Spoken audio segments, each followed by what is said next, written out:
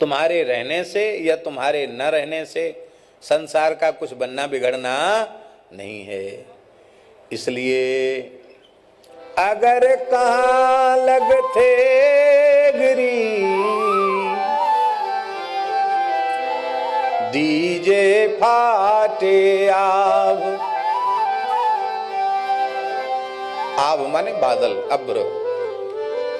बादलों के फटने पर आप ठेगरी चढ़ा के नहीं जोड़ सकते।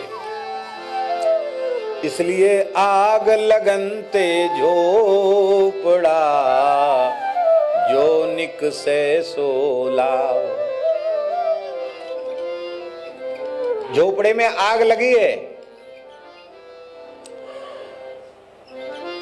आग लगने के बाद क्या पंडित जी से पूछते हो आपकी पंडित जी थोड़ा पत्रा देख के पंचांग देख के बताओ घर में आग लगी है, किस मुहूर्त में घर छोड़ें?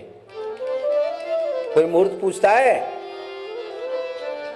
आग लगी देखते ही घर छोड़ देता है।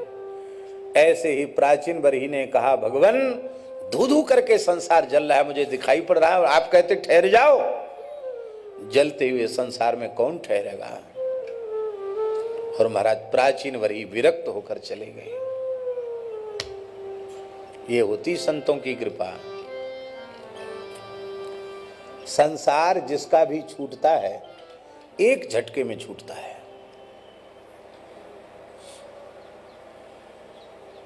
धीरे धीरे किसी का संसार नहीं छूटता, एक झटके में छूटता है।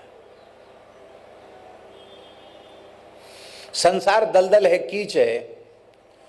कीच में एक साथ पूरी शक्ति लगा दोगे तो बाहर निकल जाओगे, और थोड़ी थोड़ी कोशिश करोगे। एक पैर निकाला दूसरा धस गया, उसको निकाला वो धस गया, धसते धसते यहां तक चले जाओगे, फिर निकलने का कोई साधन ही नहीं रहेगा।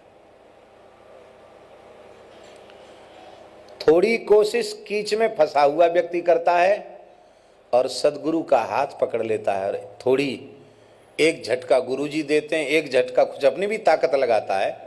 दोनों झटका जब लगते हैं तो एक क्षण में संसार की कीच से बाहर निकल जाता है। तो सुखदेव जी महाराज कह रहे हैं कि प्राचीन बरही वो विरक्त हो गए।